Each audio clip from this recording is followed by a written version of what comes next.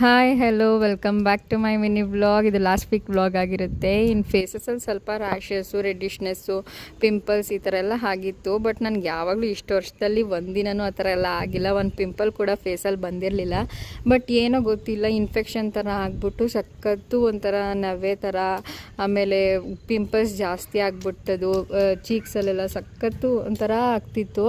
ಅದರಿಂದ ಸ್ವಲ್ಪ ಸ್ಕಿನ್ ಡಾಕ್ಟ್ರಲ್ಲಿ ತೋರಿಸ್ಬಿಡೋಣ, ಯಾವುದಕ್ಕೂ ಒಂದು ಸತಿ ಅಕಸ್ಮಾತ್ ಏನಾದ್ರು ಜಾಸ್ತಿ ಆಗಿಬಿಟ್ರೆ ಕಷ್ಟ.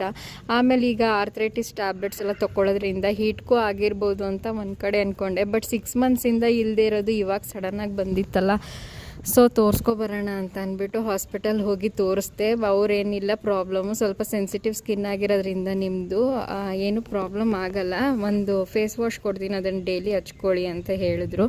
ಆವಾಗ ಸ್ವಲ್ಪ ಸಮಾಧಾನ ಆಯಿತು. ಬಿಕಾಸ್ ಯಾವಾಗಲೂ ನನ್ನ ಸ್ಕಿನ್ ಏನೂ ಪ್ರಾಬ್ಲಮ್ ಆಗಿಲ್ಲ, ಇದೇ ಫಸ್ಟ್ ಟೈಮ್ ಈ ಥರ ಆಗ್ತಾ ಇರೋದಲ್ಲ ಅಂತ ಅಂದ್ಬಿಟ್ಟು.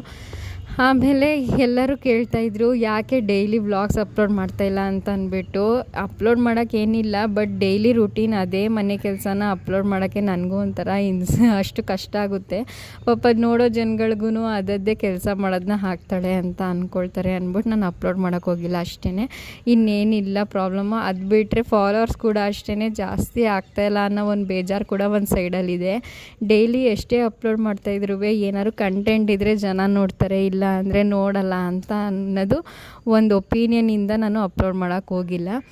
ಇನ್ನು ಇವತ್ತೊಂದು ಉದ್ನೋಡೆ ರೆಸಿಪಿನ ಶೇರ್ ಮಾಡ್ಕೊತಾ ಇದ್ದೀನಿ. ನಾನೇನು ಸಪ್ರೇಟಾಗಿ ಬೇರೆ ಥರ ಮಾಡಲ್ಲ. ಒಬ್ಬೊಬ್ಬರು ಅಕ್ಕಿ ಹಾಕ್ಕೊಂಡು ಮಾಡ್ಕೋತಾರೆ, ಒಬ್ಬೊಬ್ಬರು ಅಕ್ಕಿ ಹಸಿಟ್ಟು ಹಾಕ್ಕೋತಾರೆ. ಬಟ್ ನಾನು ಅದೆಲ್ಲ ಏನೂ ಹಾಕ್ಕೊಳ್ಳಲ್ಲ. ಹಾಗೆ ಉದ್ದಿನ ಬೇಳೆನ ಒಂದು 6-7 ಅವರ್ಸ್ ನೆನೆಸಿಟ್ಕೊಂಡಿದ್ದೆ. ಅದಾದಮೇಲೆ ಗಟ್ಟಿಗೆ ನೀರು ಹಾಕ್ಕೊಳ್ದೇನೆ ಆಡಿಸ್ಕೊಂಡು ಮಿಕ್ಸಿ ಜಾರಲ್ಲೇ ಮಾಡ್ಕೊಂಡಿದ್ದೀನಿ. ನಾನು ಗ್ರೈಂಡರಲ್ಲಿ ಮಾಡ್ಕೊಳ್ಳೋದು ಸಾಮಾನ್ಯ ಚೆನ್ನಾಗಿ ಬರುತ್ತೆ ಅಂತ, ಬಟ್ ನಾನು ಅವತ್ತು ಟೈಮ್ ಇರಲಿಲ್ಲ ಅಂತ ಮಿಕ್ಸಿಲೇ ಮಾಡಿಕೊಂಡೆ.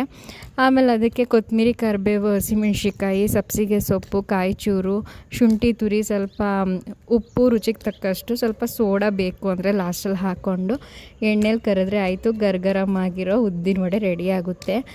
ಎಲ್ಲರೂ ಕೂಡ ನೀವು ಟ್ರೈ ಮಾಡಿ ಈ ಥರ ಒಂದ್ಸಲಿ. ಅಕ್ಕಿ ಹಸಿಟ್ಟು ಏನು ಬೇಕಾಗಲ್ಲ, ಒಬ್ಬೊಬ್ಬರು ಹಾಕ್ಕೊಳ್ತಾರೆ ಕರೆಕ್ಟಾಗಿ ಬರಲ್ಲ ಅಂತ. ಈ ವ್ಲಾಗ್ ಇಷ್ಟ ಲೈಕ್ ಮಾಡಿ. ನೆಕ್ಸ್ಟ್ ವ್ಲಾಗಲ್ಲಿ ಸಿಗೋಣ. ಬಾಯ್. Thank you.